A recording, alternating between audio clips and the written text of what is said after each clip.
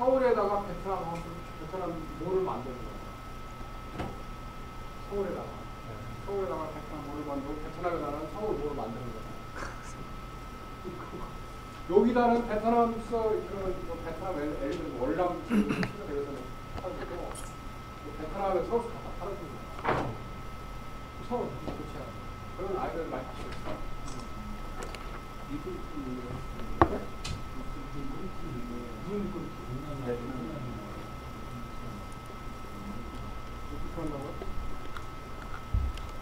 왜 못한다고 그러면 아이가 많아요. 나로고 사업 시작한 지 한 몇 년 됐어요. 나이 동생 보면 나하고 일 그렇죠. 네? 근데 그렇게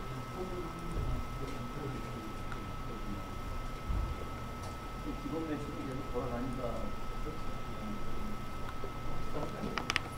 내가 그날 하는 얘기가 지금 하는 사업이나 집중. 하고 그걸 주도로 키워놔. 그걸 저 탄타이하는 방법이야. 괜히 여기서 하는 거 아니야.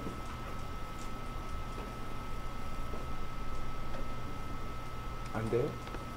거기 뭐 하나 꽂혀 있는 게. 다시 한번 꽂아야지.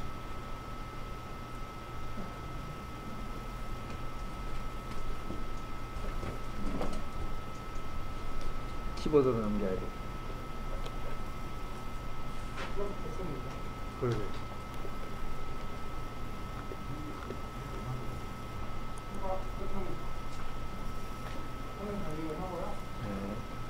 준비했네. 조금 저 사실 뭐 제가 이렇게 정보가 잘 몰라요. 솔직히 안 그래요. 트위터에서 또 축적을 했어요. 설계 축적을. 그래가지고 제가 스티커 하는 거는 그걸 전자등록망을 그냥 설계했어요. 전자등록망을 설계하고 그 구축까지 했어요. 대전등록이 있잖아요. 그러니까 직접 했어요.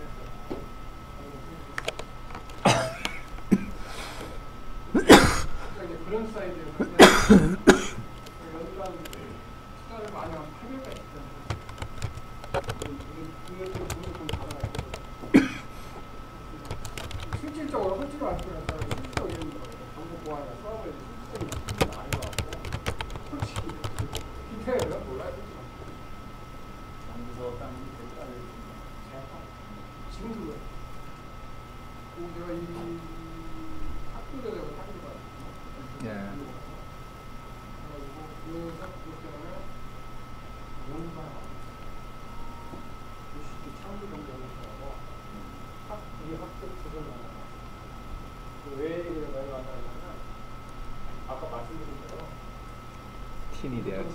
국가적으로 보면 꽁뚱 먹이를 친 건데 그렇게 하면 뭔가 그 과제를 남기지 쌓여서 국가가 되는 걸 활용을 하는데 그런 데서 과제를 줄 때는 크레딧이 나가서 나도 안 돼. 학생한테 개인한테 안 돼. 공부를 시켜서 그리고 하고 두 번째는 과제를 해서 버린 전까지는 유지비용이 들어가요. 사업을 들어가요. 학교 나중에 같이 다 주니까. 그래서 여기가 지역에서는 소담으로 상업자가 가가지고 들어보고 이런 데 가격을 많이 하는 방법을 어디 가게 하나 여기서 간다고 했어요. 그리고 장기적입니다.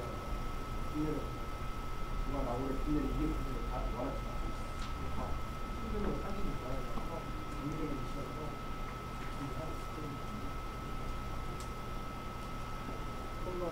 아시안바와 같이 이런 정보가 빅데이터 해가지고 각각 이런 정의역 이런 공공 이런 것들이 각각 따로따로 놀던 것들이 이제는 전부 다 하나의 융합된 기지가 될 수 있어요. 정보가 돌아다니고 정의역 하나 여기 빅데이터 그런 거 하셨잖아. 정보들을 새로 이런 서비스 그런 거 하면은 이렇게 할 수 있는 서비스를 많이 하게 되고 있어요. 데이터를 하려고. 데이터를 뭔가 그래서 요즘은 제가 볼 때 이것보다는요 빅데이터를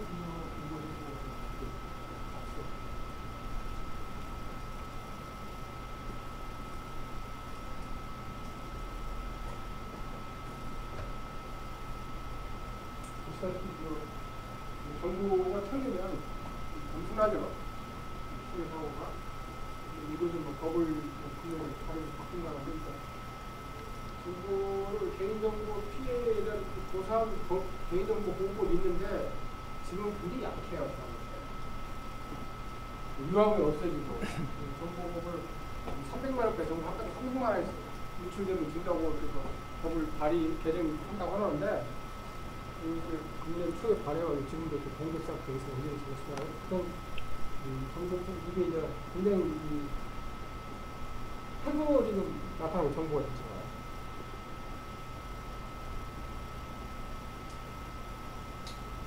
이게 우리나라 가장 문제가 뭐냐면요, 중증권을 다. 중증권의 문제예요.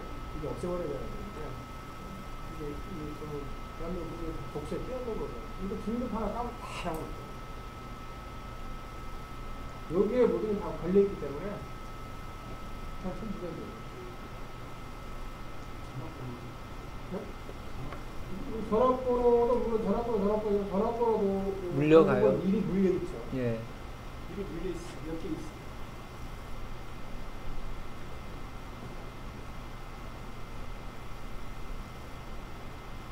전화번호 마찬가지. 근데 제가 볼 때 가장 등록번호를 꼭 하면 된다고 했기 때문에. 이렇게 정보가 등록번호가 유출되면 공공기관이나 민간 학교에서 문제가 많이 생기죠. 그러면 분리수거할 때 보시면요, 다 이거 거기서 나가요. 다 거기서 나가요. 그래서 뭐 전화 수시에 올려오잖아요. 요즘은 그 보이스피싱 하는 것도 전화 걸려오면 상담의 주민등록번호 가족까지 알고 전화 와요.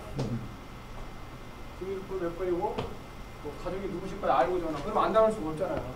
이런 것들이 정보가 많이 유출되는 사례가 저는 가장 큰 이게 이제 금융상품 이런 것들이 좋은 경우는 주변에 굉장히 뭐 주의하라고 해도 아주 저 털리는 거 보면 순간적으로 힘차게 많이 털리더라고요.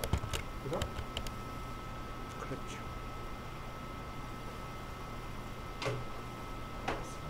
이기 때문에.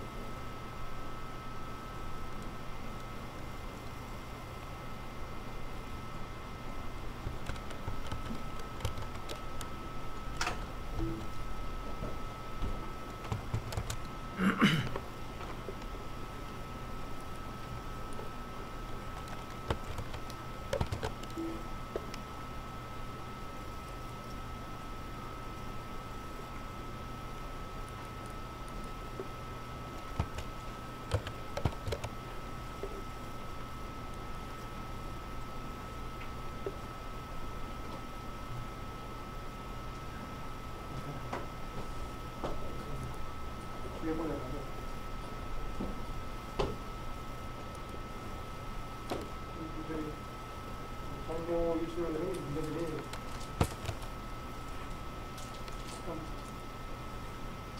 그런데 뭐 여하튼간에 솔직히 우리 대한민국 사회가 그냥 이래서 이민 안전한 먹은 없고 이민도 많이 가지고 대한민국이라는 국가는 진짜 정부가 있는 국가가 하나가 아니에요. 유명한 자꾸 어떻게 보세요? 둘 중에 하나로 봐요. 이병헌, 저는 이제 이전까지 했어요. 이병헌 씨그 구원탑을 이거는 이미 다 됐거든요. 그렇지. 합의 다 봤죠. 기춘이하고. 할 수도 있고. 근데 지금 우리나라 국민들은 다 의심하는 게 경찰 검찰인 거예요. 그 다른 한편으로 그렇게 생각해봐요. 어떻게 금방 써가지고 백골이 다 나와서 지문이 나올 수 없습니까? 근데 그 정도까지 나는 이거 이미 빠져나갔고 빠져나 어디가 이건 사실이니까 갖고 단장에 도착시키고 난 다음에 만약에 어떤 픽사한 버추얼 인물을 내세워서 이게 영화도 아니다. 좀 공상이 좀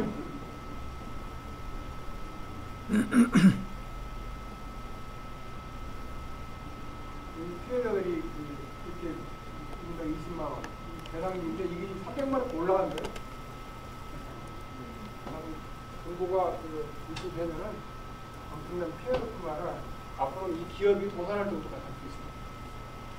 근데 우리나라는 너무 약해요. 슬쩍 가만히 봐도 넘어가는 것도 크게 그리 안 된다. 개인정보의 보호 중요성은 이렇게 아시는 바와 같이 이 정신적 피해도 굉장히 커요. 사람이 내가 돈을 잃어버렸다는 것에 앞서서 내가 당했다는 내가 바보라는 생각까지 목적에 빠진다니까요. 말씀을 치네. 당한 사람이 돈 500만 원, 1000만 원 그런 게 아니라 돈이야 지금 내가 쓰고 나면 시간 나가면 흔적이 없어지는데 이게 꼭 남아요. 정신적 피해가. 내가 당하고 사다가 바본가 우울증 사람까지 남더라고요. 기업은 이게 기업의 자산 그 자체가 정보니까 말할 것도 없고 역시 국가도 마찬가지죠. 그러니까 더 설명 드릴 필요 없을 것 같습니다. 보시면요, 이 정보 보호에 대한 벌칙을 보면 다트림입니다. 이게 그 가령 수집 이용에 대한 수집 이용, 그다음 제공 위탁, 그다음 안정 관리, 정보적 권익 보호들 이렇게 다 나와서 보내는데 벌칙 처벌들이 5년 이하 징역 5천만 원 이하 벌금, 3년 3천만 원, 5천만 원까지 다 돼 있어요. 이런 제일 크죠. 정보 또는 개인정보를 제3자한테 제공한다는 이 법은 다 정의가 돼 있습니다. 그래서 탈의실 목욕 등 영상 정보줄 설치 금지 위반 이게 어디냐 이게 뭡니까 이게 CCTV. 탈의실이나 목욕실에 그 CCTV를 설치하면 5천만 원의 과태료 물린다는 거예요. 이게 정보를 불법 수집해서. 그다음에 주민등록번호를 제공하지 않을 수 있는 방법을 주민등록번호를 내가 뭐 할 때 주민등록번 달라고 하는데 내가 주민등록번호를 안 주고 딴 거 꼭 이런 경우도 걸린다는 거예요. 아니 주민등록번호 내놔라. 그러니까 주민등록번호 내가 알려주기 싫다면 다른 제안을 주셨다는데 그 방법이 없는 경우도 3천만 원 이상 과태료 물리게 돼 있어요. 근데 이게 하나 안 되잖아요. 다른 방법 배우면 안 하려면 안 하려면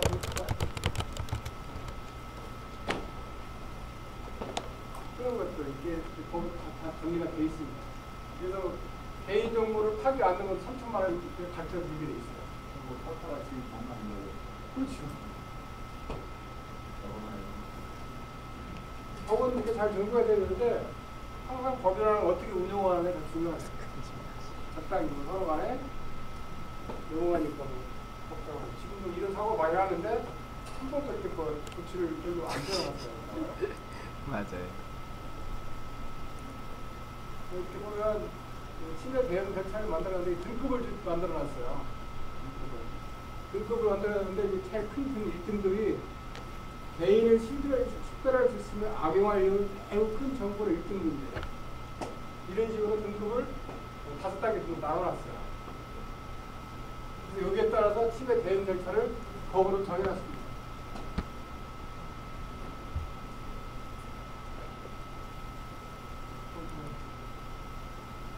잠깐 거기에 대해서 침해 이익을 하면서 말씀드렸고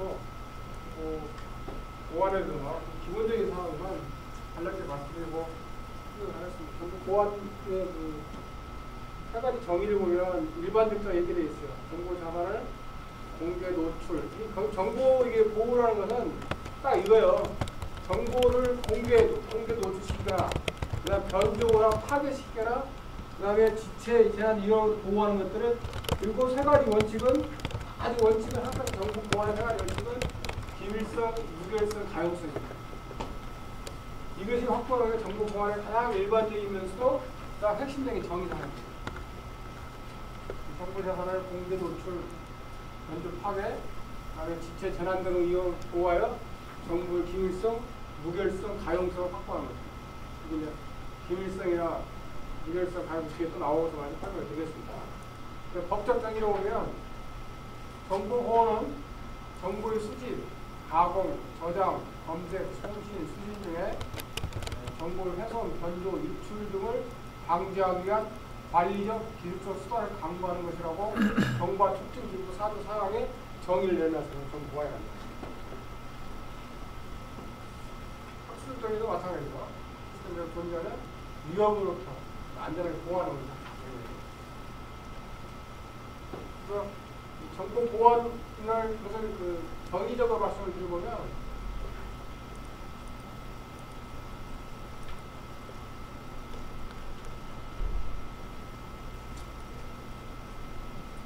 이런다. 보안은 정보의 수집, 가공, 검색, 송진, 수집 등에 딱 이건입니다. 정보를 쉽게 말해서 전달하는 과정에서 정보를 훼손시키거나 변조시키거나 유출 등을 방지하기 위한 관리적 기술적 방법을 정보 보안이라고 합니다. 정보 전달 과정에서 정보를 훼손시키거나 변조시키거나 유출 등을 방지하기 위한 방법을 정보 보안이라고 합니다. 정보 보호라는 것은 같은 얘기입니다.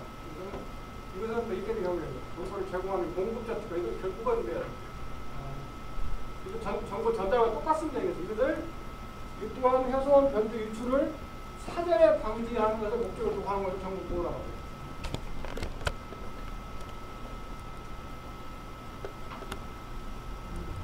여러분들이 하여튼 정보 보안에 뭔가 창업한다거나 뭐 자격증 딴다면 어떤 영역을 갖춰야 되는데 결국 정보 보호라고 최초에 나온 게 또 해커거든요. 해커.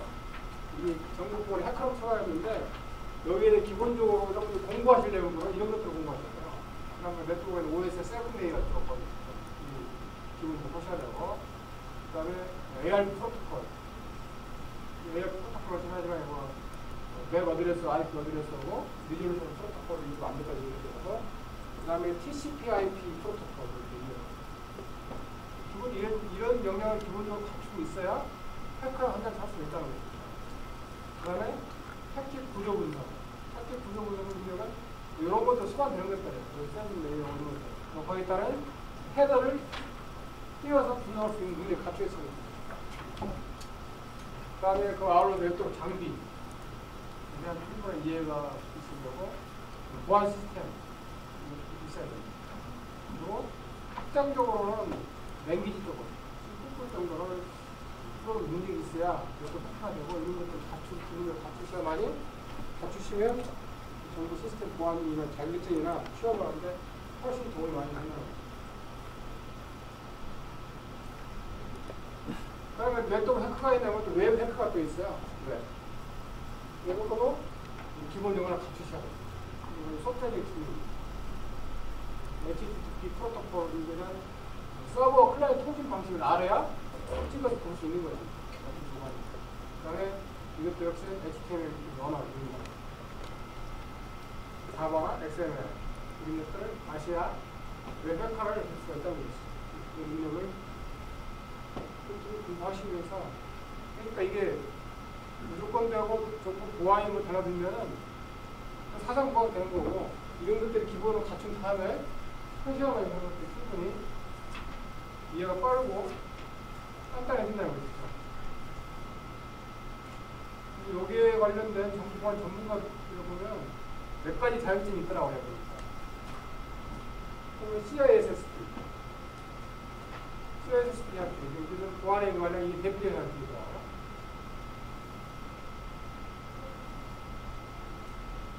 그 다음에 CIS, 정보보호 전문가.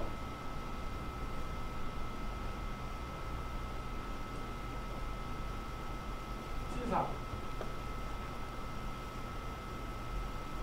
그리고 뭐, 업체들은 마이크로소프트가 시스코드를 자기 제품을 마케팅 차원으로 만드는 밴드 자격증도 있겠죠.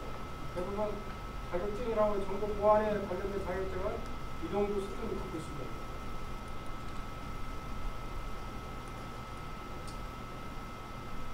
보호 전문가, 심사, CIS를 갖고 있습니다. 그래서 하나씩 보면 CISP는 이게 가장 정보 보안에 관련 대표적인 자격증이라고 합니다. 그래서 왜냐하면 한국 CISP 협회에서 자격증을 발급해주더라고요.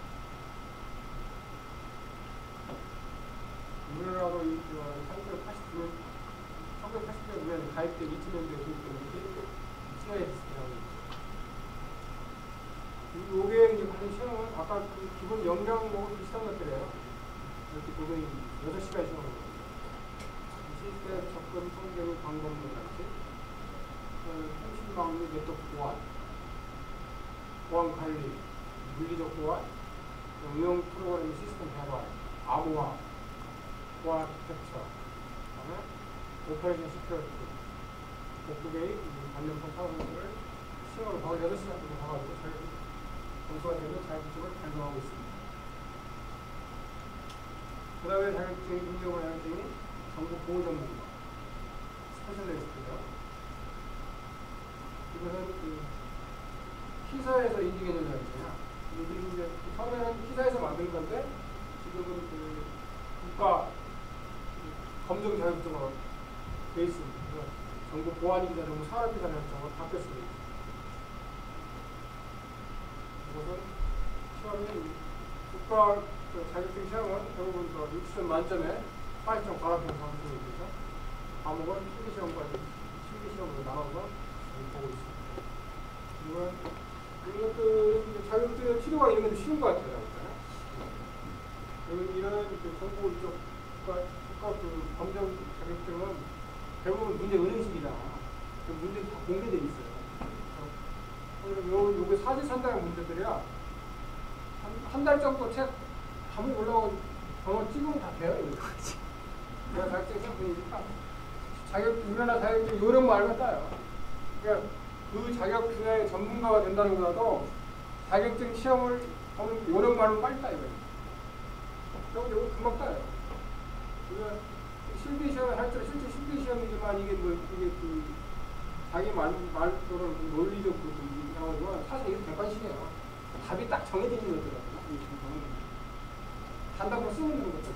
그러니까 여기 단답이 나오면 사진 한 장 띄는 것이지만 이 사진 선택 대신에 자기가 그 답을 쓰는 것뿐이 아니고 글자뿐이 없어요. 제가 볼 때 가장 빨리 접근할 수 있는 자격증은 이 정보 전문가 실시적으로 자격증을 주겠다는 생각입니다. 이것은 이제 그 정보 시스템 그 감사 통제협회에서 주는 자격증이에요. 여기서 그 하는 것은 정보 시스템 지배, 통제, 보안 및 감사 분야의 공인 전문가입니다. 이런 그 정보 시스템 감사 통제협회에서 자격증을 주고 있습니다. 여기도 그 시험에 보면 6개 영역으로 나눠 있어요. 대부분이 그 감사나 업무적인 정보 그 서비스 제공 측면을 많이 보고 있는데 8가지 영역 보면 감사 업무 프로세스를 기본적으로 보고 있어요. 그 다음에 IT 거버넌스, 그 다음에 시스템의 IT 기반의 구조의 수명 기반, 이런 프로젝트 관리나 IS 개발, 이런 IT 서비스 개발, 그 다음에 이 보안 쪽, 물리적 보안이나 보안 설계, 암호화 디지털, 이런 것들 해서 이 자격증도 상당히 권위가 있는 자격증입니다. 이거는 권위가 있어요. 이런 자격증을 가진 사람을 채용할 때 검토를 많이 하고 있습니다.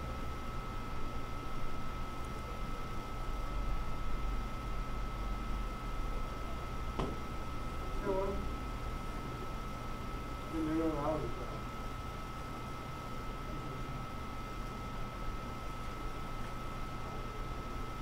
정보 보호라고 했을 때 정보 정의를 짚어보면 정보는 의도적이든 비의도적이든 정보의 부당한 정보 전달, 유출, 항상 유출, 변조, 파괴로부터 정보를 주고받는 과정에서 정보를 유출하고 변조하고 파괴하는 정보를 보호하는 정보 보호의 정의를 되고 있고요. 그렇습니다. 정보가 공개되는 것도 보호하고, 그다음에 변조되는 것도 보호하고 파괴시되는 것도 보호해서 이 세 가지를 비밀성, 무결성, 가용성. 아울러서 정보가 계속 추적이 가능해요. 정보의 그 이동 경로를 좀 트레이싱 할 수 있어야 되나 했어요. 어디 정보가 정보의 탄생부터 소멸까지 쭉 추적이 가능해요. 모든 정보는 우리가 웹을 한번 하고 항상 로깅을 남깁니다.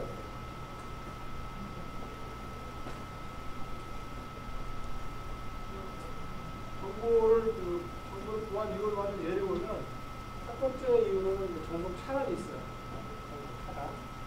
정보 차단 이겁니다. 발신자가 목적지로 이렇게 정보를 보내려고 할 때 중간에 정보가 가지 못하게 차단해 줍니다. 방해하는 거. 이 발신자 사용자 A가 사용자 B로 갈 때 원하던 C가 이쪽으로 정보가 가지 못하도록 전송 데이터를 차단시키는 거예요. 그래서 전송 차단해 줄 수 되겠죠. 이것만 사용되고. 그리고 가로채기가 있어요. 가로채기 이겁니다. 가로채는 뭐예요? 이 발신자가 수신 정보를 주는데 중간에 좀 엿듣는 거죠. 스나이핑처럼 훔쳐보는 거죠. 우리가 쉽게 말하면 전화를 연달아 오면 도청하는 정보도 이렇게 뺏어 보는 거예요. 예전에는 정보를 임선을 요즘을 까보고 그래서 우리도 했었는데 요즘 이런 필요 없어요. 여기 이 피복 있는 상태에서 가는 정보를 무선 정보랑 갖다가 끼워놓으면 정보가 이렇게 유도돼서 다 보게 볼 수 있어요.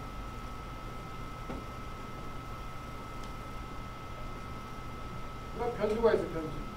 변수는 뭡니까? 사용자 A가 보니까 중간에 가로쳐서 정보를 바꾸는 거 조작을 하는 거야. 얘가 발신자는 착신자한테 내가 너한테 돈 5천만 원을 보낼게. 5천만 원을 보낼 거냐는 3천만 원 변조시켜 3천만 원 보내는 거야. 2천만 원 빼는 거야. 시켜. 이런 것들이 정보 변수. 중간에 가로쳐서 정보를 바꿔치기 하는 거야. 위조는 이거예요. 변조, 위조 차이는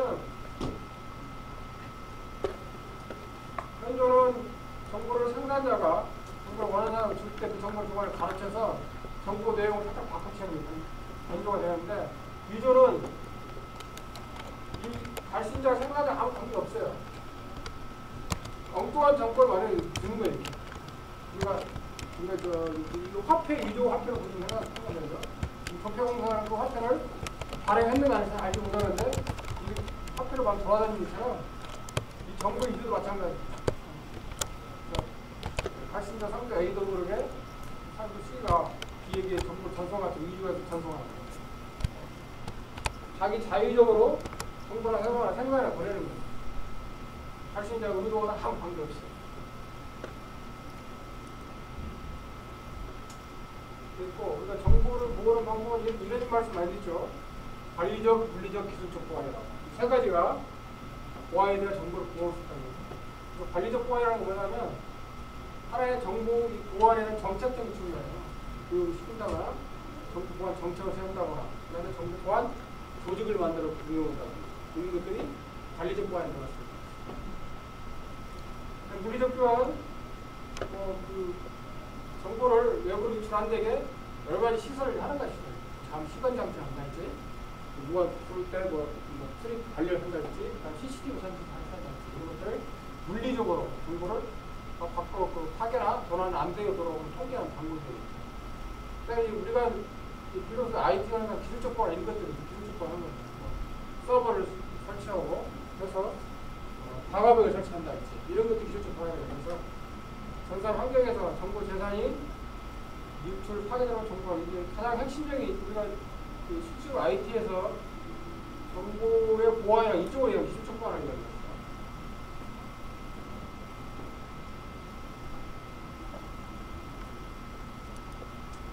정보 보호의 이제 기본 목표의 원칙, 정보 아까 말씀드린 세 가지입니다. 첫 번째 뭡니까? 기밀성,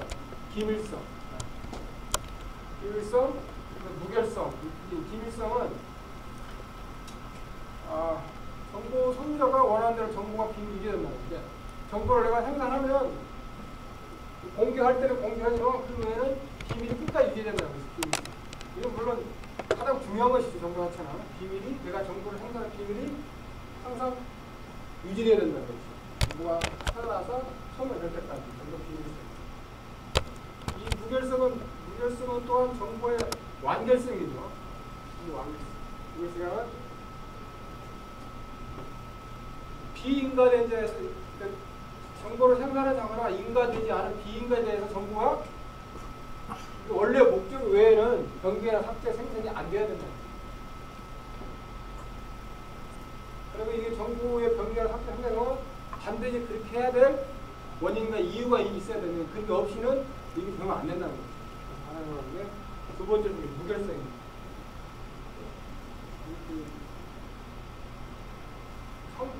사람은 성결, 순결이야, 순결. 그리고 가용성은 이 어베일리티인데, 이들은 정보를 내가 생산하고 필요할 때를 써야 된다는 거죠. 정당한 방법으로 권한이 주어진 사회 정보를 내가 생산하는 목적에는 쓸 수 있다는 거죠. 아무리 정보를 보호한다고 해서 비밀성이나 무밀성이라고 하더라도 정보를 행사하는 목적에 맞게 쓰고 갈 때는 쓸 수 있어야 된다. 그래서 정보 보호 기본 원칙은 항상 비밀성, 무결성, 가용성, 방법입니다. 어디 가든지 우리 시험에 대한 단지 나오면 제가 꼭 나와요. 그 비밀성과 무결성을 이런 걸 정확히 뜻을 아시면 좋아요. 비밀성, 무결성, 가용성. 기본 원칙이에요. 그래서 비밀성과 무결성, 가용성 말씀드리고, 그다음에 거기 방법적인 측면에서 목표가 있어요. 정보 상상 목표에서는 비밀성, 가용성, 무결성을 기본적으로 해가지고 아까 말씀드렸다시피 요구지 축적되면 정보의 노출이나 공개, 단조나 파괴, 지체나 재난으로부터 보호를 해야 되는데, 그에 대한 구체적인 보호 방법이 뭐냐? 계속 되는 게 뭐냐면 정보의 책임 추적성, 그 다음에 보증을 해야 됩니다. 그 다음에 접근 제어와 부인 봉쇄 인증, 이 5가지를 구체적으로 사용의 정보 보호가 된다는 거죠. 이거 기본적인 원칙이라, 원칙하에서 이런 것들이 기밀성이나 무결성, 가율성 보는 데에서는 추적이 가능하고 보증할 수 있습니다. 그 다음에 억세스 컨트롤 해야 되고, 부인 봉쇄 인증이 가능해야만이 이런 것들이 전부 보호가 된다는 거죠. 그래서 하나하나 설명해드리면, 책임 추적성은 아까 그 말씀입니다. 보안 사고 발생 시에 누구에 의해 어떤 방법이 발생한 것인지, 이것이 추측한다는 게 추적할 수 있어야 된다는 거죠. 정보를 누가 접근했다거나 정보를 열어본다거나, 그리고 정보를 시간적으로나 인적적으로나 정보를 쭉 추적이 가능해야 된다는 거죠. 그에 대한 제 정보를 사용하는 사람의 생활을 증명할 수 있고 활동을 추적 트레이싱 할 수 있다는 거죠. 책임 추적성입니다. 그래서 항상 저희가 단순한 외부를 한번 접속해서 항상 녹음이 남기는 것 같아요. 여러분들 혹시라도 그러지만 한번 반드시 흔적이 남아있습니다.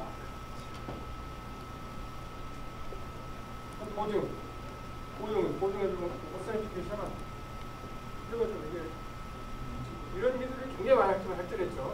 복잡한 놀라운 세상이에요. 어떻게 생체 인식하고 눈동자를 보고 그걸 열을 안 내버려 그냥. 대단합니다. 근데 이런 것들이 뭐냐면 이 정육수가 참 대단한 거예요. 정육수가 지구 사람이 한 70억 인구가 있는데 DNA가 하나도 같은 사람이 한 번도 없답니다. 네. 하나. 그리고 지문이 일치하는 사람이 한 명도 없대요. 다 날아갑니다. 전체 70억. 그런 것들 때문에 이게 가능하지 않나. 그래서 이런 것이 물론 이렇게 보증하고 뭐 생체인식 하지만 더 굉장히 진짜 놀라운 거는 인간은 창조자한테 더 놀라운 거야.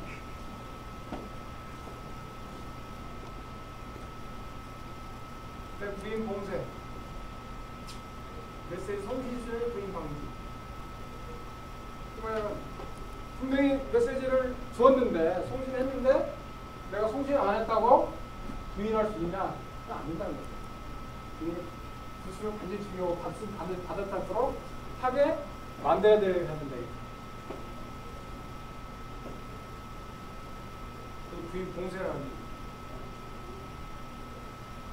첫 번째는 시스템 접근에 허가된 사람만이 적당히 가능하고 허가되지 않는 사람은 할 수 없던 거. 이런 것들은 이제 식별해서 인정을 승인을 절차를 거치죠. 그런 것도 접근 제한, 그 독일성, 무결성, 세 가지 원칙과 아우러서 이런 5가지 원칙을 정보 보호에 두고 있습니다.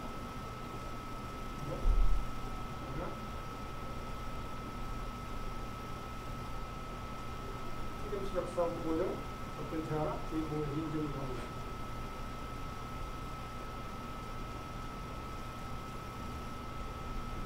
그다음에 그 정보를 관리하는데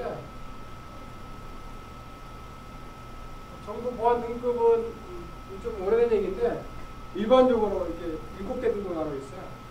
그래서 K7 등급으로 K7이 가장 높은데 우리나라 그 정보통신망 이용 특수부양은 두 가지 등급이 없어요. 우수, 최우수.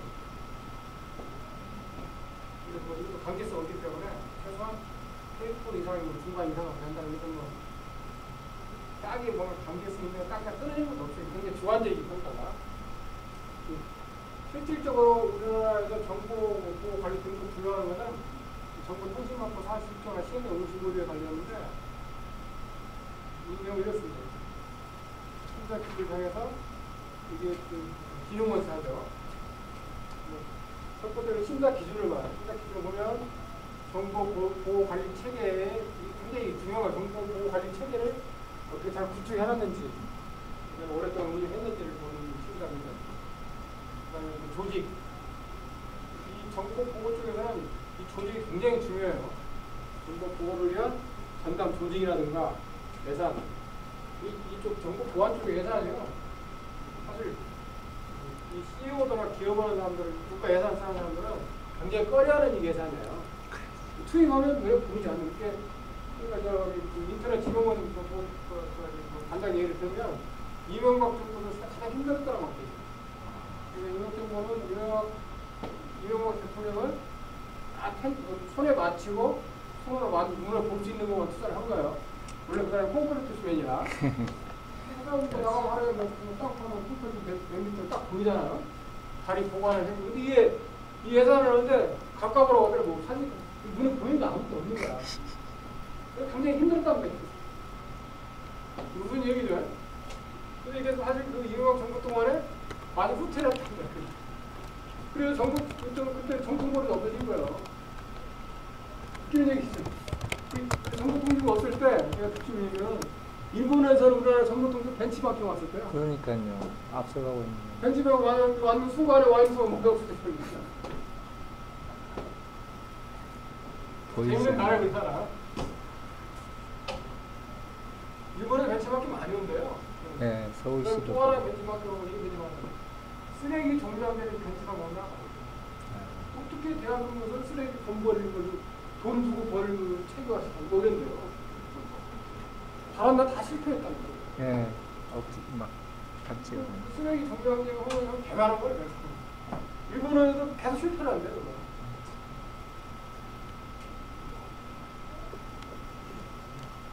우리 평가를 이제 최우수등급, 우수등급으로 나와요.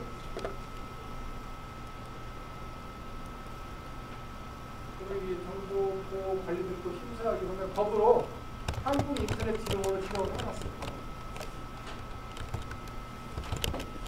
그리고 이 심사를 여러분들이 말이죠. 제가 말씀드린 것은 산업보다도 이런 데도 관심 가져오면 좋아요. 정보 보호 관리도 심사하면 돼요. 그렇죠? 쉽게 말하면 있는 것들이 뭐 저기 뭐 이병헌인가 뭐 노른자 이소핀인가 노른자를 봤지. 이게 무슨 노른자 이소핀? 그 아시잖아요. 그 유한계급.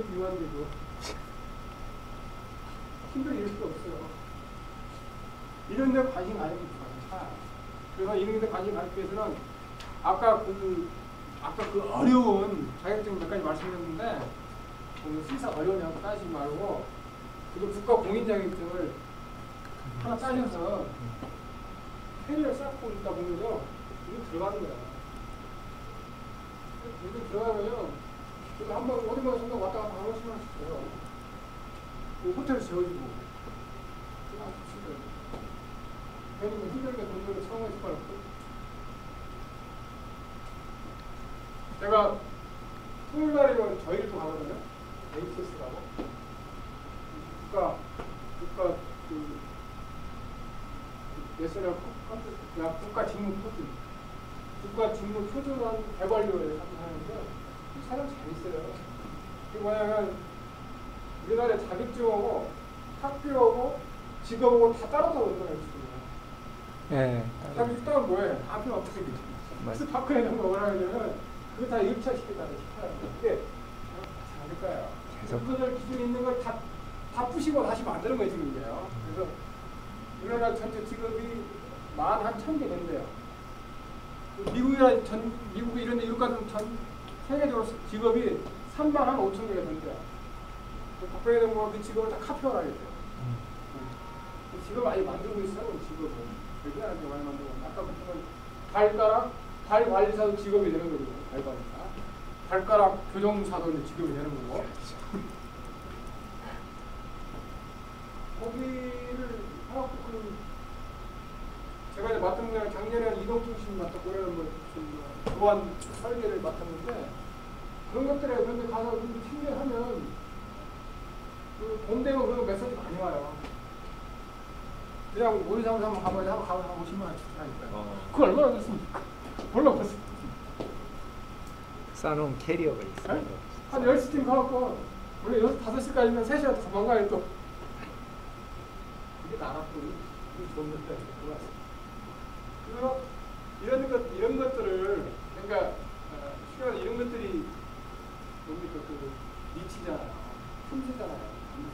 이런 것들을 생각 이용하는 거죠.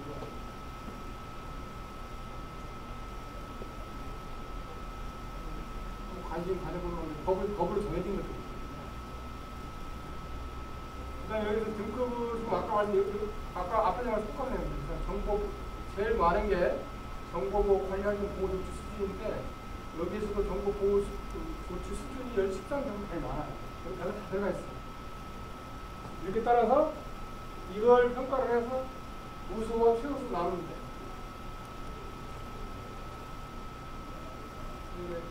이렇게 수정을 쓰죠. 최우수는 골드로 우수입니다.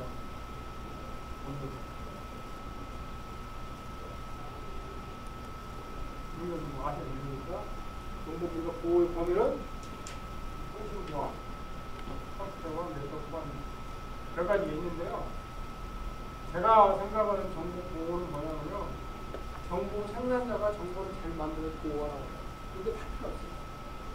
정보를 어떻게 생산하고 어떻게 할까 그게 제일 중요해요. 이거 아무리 네트워크라도 정보 최초에 만든 놈이 도덕적 해이를 안 하고 정확히 만든 안 없어져요. 근데 정보를 원래 만들 때 기업 비밀 같은 다 마찬가지예요. 도매의 것들이 벌써 빼먹은 생각을 완전 빠져나가게 돼 있어요. 그래서 이 기업을 하거나 제일 중요하냐면 도덕적 해이입니다. 이게 몇 가지가 있지만 총괄적으로 잘 강조하면 도덕적 해이예요. 뭐를 해저들 막으면 다 막을 수 있어요. 인간적 기본적으로.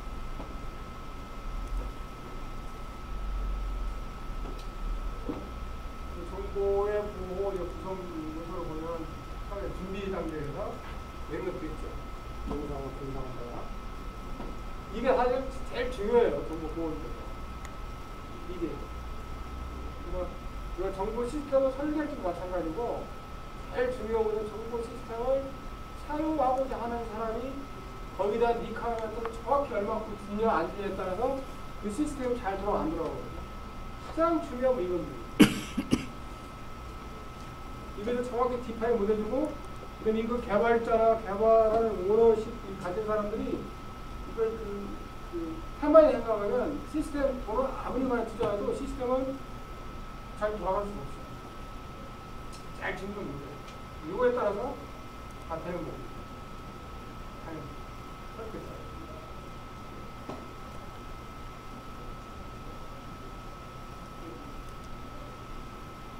이거에 따라서 이게 다 정리되는 겁니다. 그럼 단계적으로는 프리페어 단계가 있고 어디에다 리포트 담겼거나 리스퍼드 담겼고 모니터하고 클럽 담겨져 있지만 항상 분명은 이게 되게 분명해요. 여기서요 이걸 다 코드처럼 정할 수가 있어요. 어떻게 보니까 요거 두 번째로 악셀 코드 한번 보세요. 악셀 코드는 잘 아시죠? 네. 이런 것도 있는 거야. 바이러스 많죠? 그 다음에 스파이 플러스 소프트웨어하고 스파이웨어 그 다음에 그 흡수나 조프 그 다음에 기타 유해성 갖고 있는 프로그램도 많이 있고 악셀 코드 이런 거 있습니다. 여기 보면 바이러스는 이런 것들이 있습니다. 파일 바이러스 .exe 파일을 모두 잠재십니다. 이거 순시간에 남는데요. 저는 이거 많이 당해 봤습니다. 그 다음에 심각 때 많이 나오면 여기 하늘 부분 다 써놓고 마지막 제출했을 때 날라가고 있어요. 그걸 복귀하는데 그래서 이거 개인적으로 이거 이렇게 안 당하려면요 방법이 뭐냐면 하나 만들잖아요. 일단 내가 나한테 메일을 보내요. 그러니까 나. 그럼 이게 날아가도 그 메일 서버가 있거든. 그 트로이 하는 거야. 이건 데이터가 손실된 거야. 그다음에 원바이러스. 원바이러스는 그 인터넷 장애를 일으키죠. 다 확산시켜. 백도어를 해가지고 내가 파일을 정보를 빼가는 거야. 슬슬 자기도 모르게 빨려가는 백도어 해체해야 되나. 바이러스가 종류가 이렇게 파일 바이러스나 프로그램과 원바이러스 백도어가 되어 있습니다. 스파이어를 보시면 뭐 이건 뭐 다 기억나시는 거 몰라도 종류가 이렇게 있습니다. 키로거나 랜선웨어가 레드웨어, 조커, 리모트. 별로 초창기에는 많이 이름 붙였는데 통째로 적어서 우리가 그 하드웨어, 소프트웨어, 스파이어라고 하는데 목적에 따라서 따로 씁니다. 이거는 그래서 레드웨어 같은 경우는 광고를 목적으로 일부러 이렇게 쓰는 거죠. 자기가 노출시켜가지고 위에는 목적 광고 될 수 있도록. 그리고 여러 가지 방법으로 조금 장난성을 한다. 새로운 뭐 어떤 시스템 메일 같은 거 혹시 받아보면 한번 열어보면 갑자기 쫙 폭파된다 이런 것들이고요. 그래서 총치적으로 스파이어라고 합니다.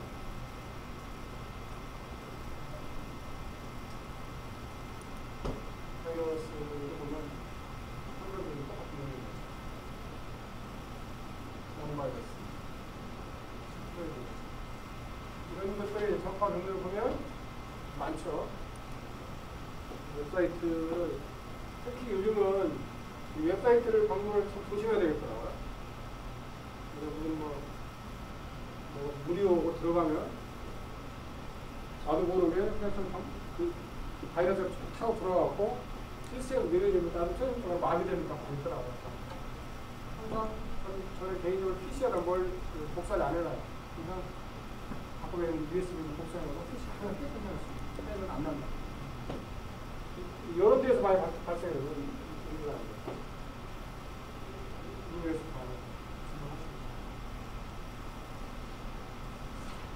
별도권이 공공 이용을 한번 보겠습니다. 해킹이고 해킹은 원래 해킹이라는 이름은 작업 과정에서 그 자체에서 느끼는 순간 즐거운 해킹은 참 좋은 얘기예요. 해킹. 재밌잖아요. 나쁜 일을 안 하면 왜 즐거운데 나쁜 일에 몰두하다 보면 남한테 피해를 준다는 거죠. 해킹인데 이것을 하는 사람은 해커라고 해커.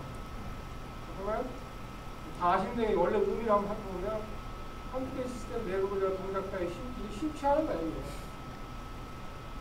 스토커요. 빠지는 거야.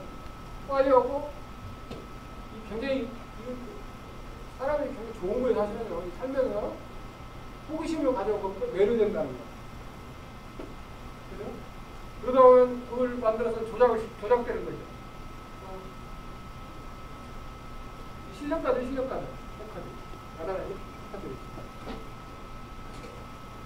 또 공격 유형 중에 하나가 해킹이 있을 수 있고요. 그리고 보수 공격. 보수 공격은 트래픽을 이 네트워크상에 많이 날려서 뜨거운 네트워크 날려서 이 네트워크를 마비시킵니다. 이게. 우리나라 그 콜에 PT에서 콜에 좀 마비됐었죠. 이런 얘기는 좀비 PC를 설치해가지고 트래픽을 폭주시켜가지고 바로 크게 마비시키는 보수 공격입니다.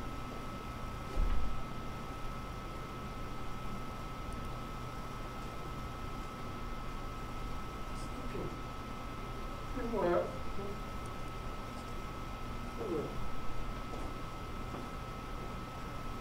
이건 이 IP 주소나 이 맥 주소 등을 속여가지고 정보를 빼내고 조작하는 거예요. 스피핑이고 스나이핑입니다. 여기는 도청하는 거고요. 변조하는 파괴하고 이것은 시간이 도청하는 도청. 할 수 있도록 하는 도구를 스니퍼하고 스니퍼를 설치하는 과정은 도청 장치를 설치하는 과정에 비율을 시킵니다. 용어상의 차이점만 알고 있으면 됩니다.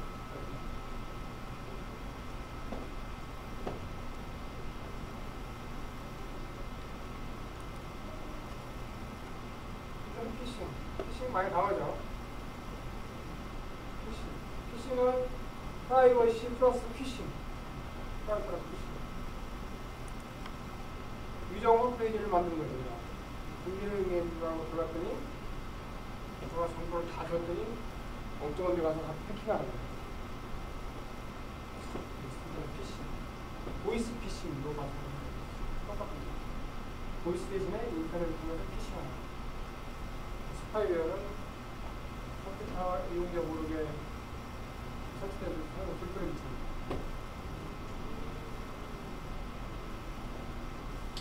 이런 거가 있습니다. 다른 사람은 컴퓨터에 몰래 숨어 있다가 인터넷 이용 습관 이력과 같은 광고와 같은 것을 추적하거나 중요한 개인정보를 빼가는 프로그램 또는 프로그램으로 표를 변경하거나 정상적 운영을 방해하는 프로그램을 스파이웨어입니다.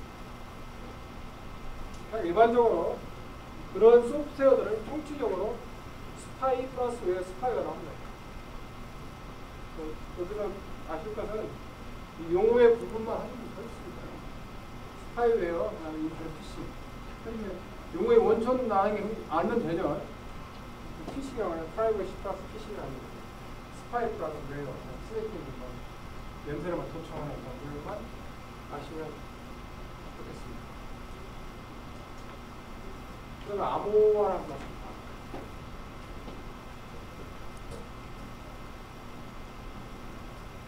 암호화입니다. 암호화는 처음에 평문을 만들어서 이 평문 자체를 네트워크상에 보내면 중간에 도청하거나 변형시키기 때문에 남들이 볼 수 없도록 암호화시키는 거예요. 그래서 암호화시켜서 이 수신자 측에서 해독하면 다시 원래로 이제 복화시키는 것을 그걸 우리가 암호화라고 합니다. 이걸 가져갈 암호화, 다시 암호된 암호물을 갖다가 한국어로 다시 해석하는 것을 복화가 돼요. 여기에는 암호시킬 때는 암호키가 있고, 암호키도 써오고, 복화할 때도 암호할 때 만드는 키를 써서 복화할 수 있다는 것이죠. 그리고 우리가 암호화한다고 합니다.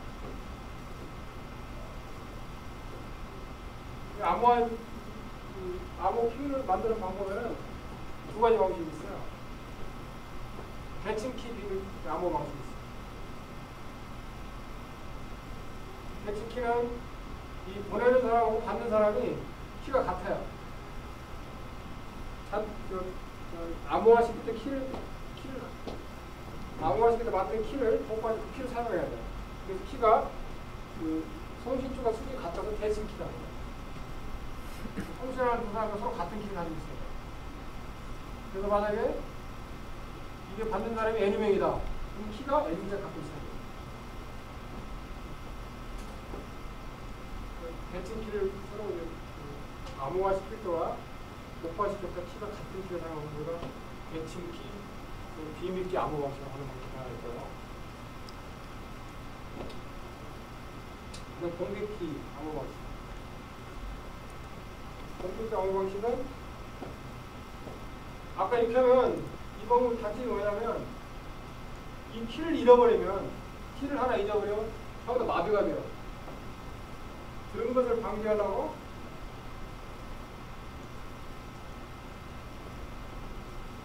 공격키 암호 방식 합니다.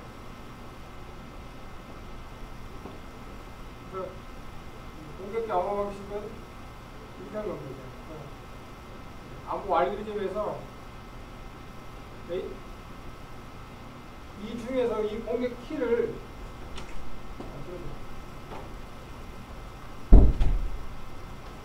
암호화 시킬 때 여러 가지 이 공격 키를 공개합니다. 내가 이렇게 암호하는데 UV에 대한 키는 여기서 보면 A가 공격 키 사용하는데 B, C, D 키 유형을 암호화를 원래 알려준 거죠. 이 중에 하나 선택 갖고 있으면 열 수 있도록 키를 비밀하는 상대한테 수시자 상대한테 이 공개 키를 공개하는 거죠. 이 중에 하나 N 중에 하나 갖고 있으면 열 수 있도록.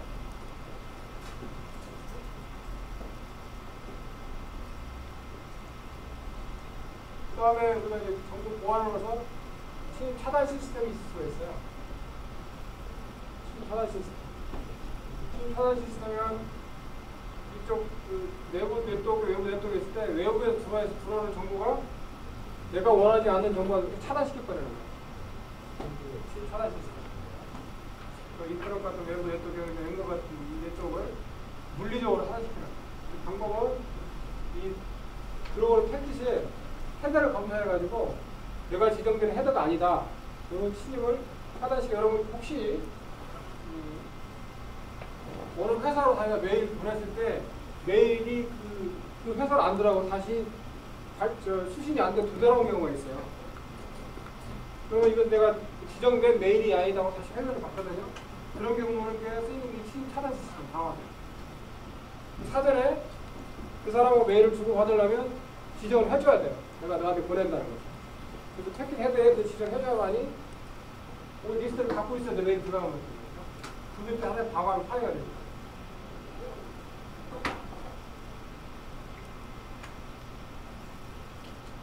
그리고 이거는 방법 보면 여러 가지 방법이 있어요. 패킷을 필터링하는 방법이 있고, 그 다음에 응용 게이트웨이 쓰는 방법. 그래서 이 패킷 필터링하고 이 네트워크 계층. 그래서 헤드에 포함된 송신, 수신, 가장 일반적인 방법들이에요. 주로 이 IP 주소나 포트를 지정해주고 지정된 주소나 포트가 아니면 차단시켜줍니다. 그리고 한 가지 이게 게이트웨이 방식은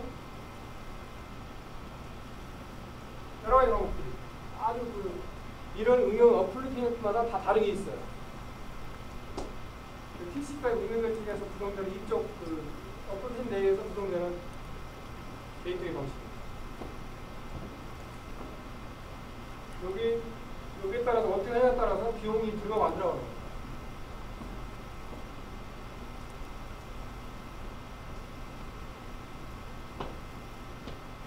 침입 탐지. 침입 탐지는 말 그대로 침입을 탐지하는 거예요. 침입 탐지는. 데이터의 수집, 필터링 이런 것들을 추적할 수 있도록 누가 침입을 하는지를 계속 감시 모니터하는 거죠. 침입 탐지 시스템이. 그리고 여기는 두 가지 방법이에요. 호스트 베이스드 IDS와 네트워크 베이스드 IDS가 HIDS와 NIDS 두 가지 방법이 있어요. 그래서 호스트 베이스드 IDS는 OS에서 사용자 계정에 따라서 설치하는 방법이에요. 어떤 작가가 싫어하고 어떤 정상적인 기준을 추정하는 거예요. 추정하는 호스트 베이스는 OS 차원에서 하는 것들이에요. 소프트웨어링 방법들이 있어요. 네트워크 베이스 된 것은 하드웨어링 방법들이 있어요. 하드웨어적으로 설치하는 거예요. 하나의 시스템 하드웨어를 설치하는 방법이 네트워크 베이스드 IDS. 이거 설치하는 이 시스템 위치는 여러 가지 있을 수가 있어요. 어디에 따라서 네트워크 베이스드 설치 일치는 그 기업이나 환경, 전반 환경에 따라서 어디서 할수 상관없습니다. 일치가 가장 효율적으로 설치하면 되는 것입니다.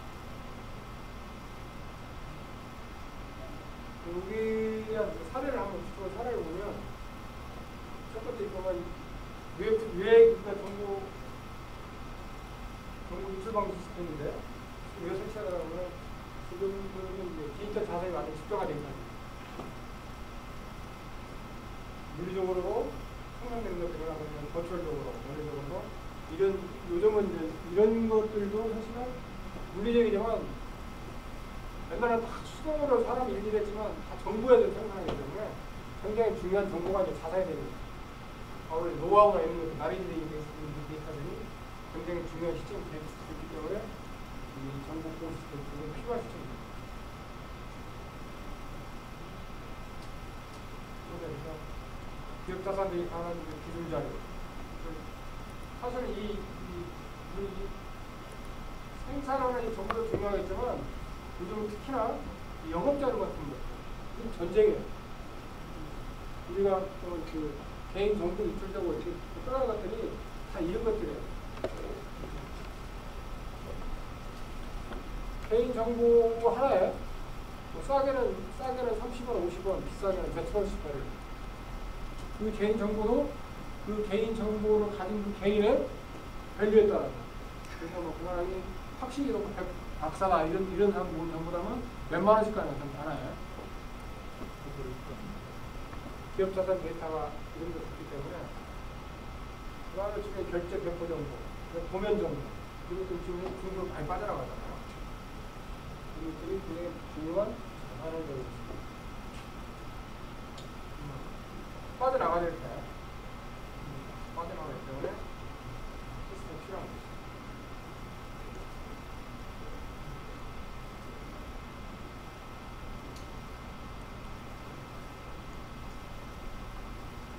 강화벽.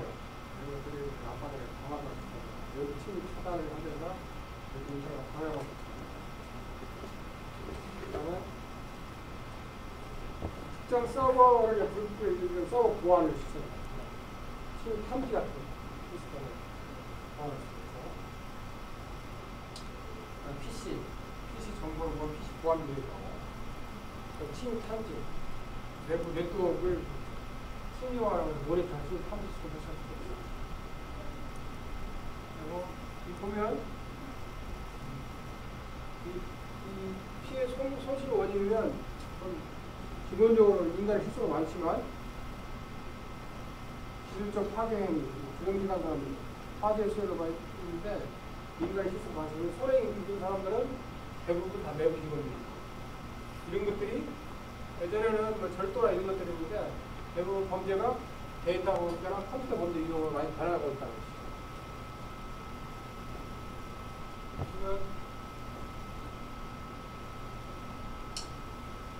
이 유출 건수도 점점 더 늘어나고 있다는 거죠. 그 피해 금액 또 1억 미만 점점 이렇게 대형화되는 거죠.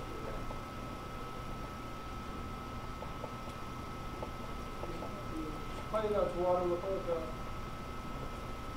과거에는 생산 기술 쪽이 증가했지만 점점 더 영업이나 입찰 정보 같은 거 이것들이 기업이 생산 왔다 갔다 하는 것도 있죠. 그래서 이제 암호화를 합니다. 저는 암호화 시키는데 암호화 시키면서 불안 사고를 방지하겠지. 그 다음에 또 하나는 내부자의 유출인데 이거는 결국은 원리고 수적 오인이라고 하는데 그보다는 의도적인 것도 많습니다. 내부자에 유출하는 것도. 그 다음에 네트워크에도 유출되는 거. 이메일이나 웹하드. 그 다음에 P2P 게시판들에 유출하는 거.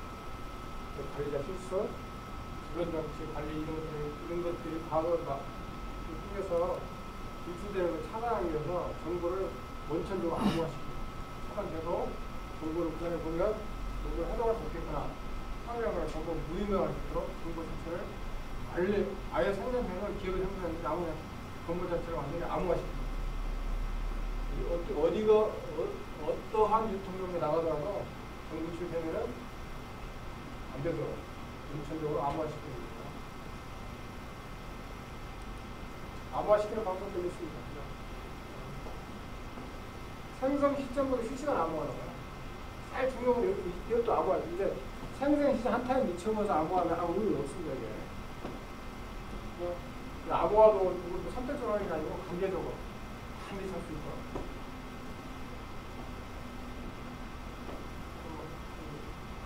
암호하고 OS 커널, 커널에 붙여서 그다음에 이런 저장 배치들도 이걸 쓰면은 그냥 나가면 작동이 안 나게 많이 만드는 방법이 있습니다.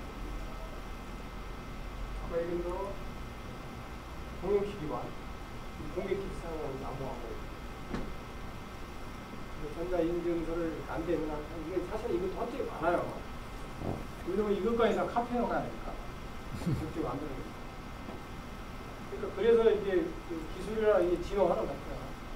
하나의 범죄를 만든 시스템을 초월하면 범죄자를 잡기 위해서 기술도 개발하는 거니까 그것도 어떤 면에서 보면 굉장히 순기능도 있다고 봐요. 그 기술 발전을 진화하는 것이죠.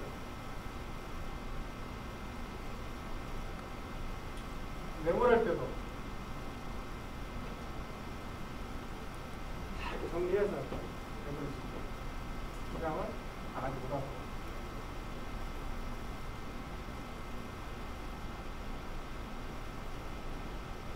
관리자 지정된 사용자가 실행 경우는 앞으로 정보 나가는 곳에서 많이 차단시킵니다. 기업에서 허가를 해주지 않으면 정보가 메일도 안 나오는 거 많아요.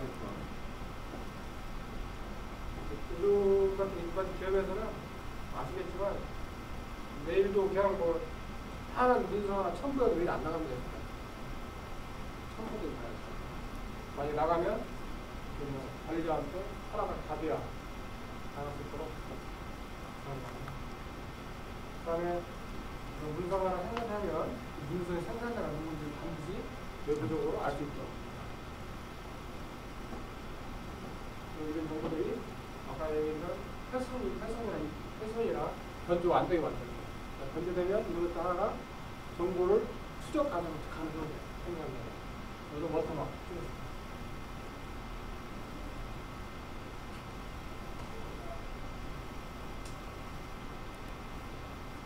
시스템 참고를 해놨어요. 처음에는 정보 자산 현황을 정확히 파악을 해야 돼요. 파악해서 이 정보 보안 시스템을 구성을 가장 중요한 아까 말씀드렸다시피 구성하는 것도 사용자의 리콰이어먼트가 중요하겠잖아요. 정보 보안 시스템 구성할 때도 여기에 대한 현황을 정확히 파악이 제일 중요해요. 이게 잘못 파악하면 필요 없는데 엄청 예산 쓸 수도 있고 예산 쓰고도 진짜 원래 정보 보안 시스템의 목적을 이룰 수가 없던 것들이 많죠. 예를 들면 정보 자산 해나오는 설계 관련 정보, 특히나 이거 많이 이루어서 해그나 이런 정보. 그 다음에 이제 요정 같은 금융 같은 거, 금융 데이터. 그 다음에 일반적으로 문서 정보, 그렇죠? 파워포인트.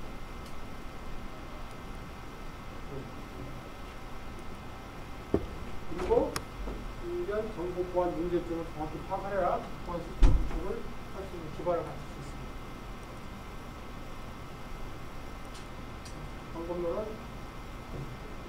같은 내용입니다. 요건 분수 아까 같이 정보 자산을 분석하는 거예요. 하나에 보안 하나, 정보 수도를 숫자하고 그다음에 노후상 분석하여 여기는 유형 관리를 어떻게 할 것인가. 취약성 분만의 이런 분석, 한타. 정보 거기에 따른 요건 분석, 유형 관리를 비교해서 정보 보안 모델링을 하는 것입니다. 보안 정책이나 이런 시스템을 만들어서 요거를 전체적으로 정보 보안 구축을 하는 것입니다. 이 됨으로써 관리적 보안, 기술적 보안, 물리적 보안이 되는 무슨 불렀습니다.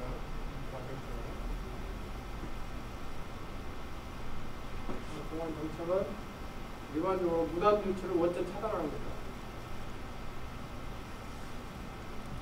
그 그다음에 이것도 업무용 정보 시스템. 이 PC상의 정보상. 이 개인적 기업의 기업 내에서도 개인적인 PC상에도 이 정보상이 굉장히 많아요. 그냥 그 사람 병력에 따라서 직급에 따라서. 그다음에 업무용 정보. 결국은 그런 것들을 요새는 많이 공통적으로 관리하죠. 그 다음에 이제 요새 중요한 것은 이제 고객사.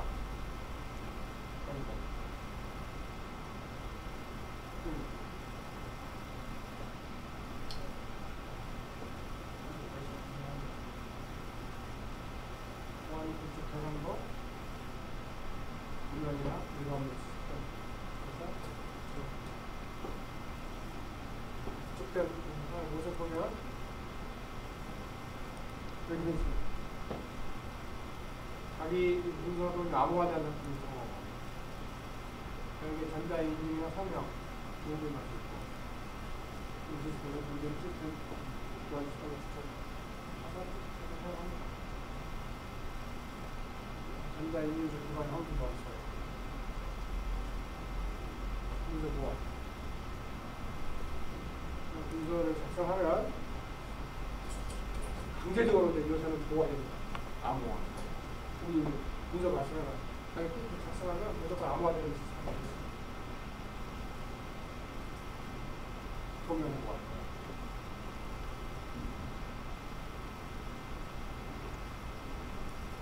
그다음에 대기관 간 업무를 공유하거나 정보 전달에 대한 다 체면되고 있습니다. 지금은 하나씩 다 지정을 해줘야 되겠다.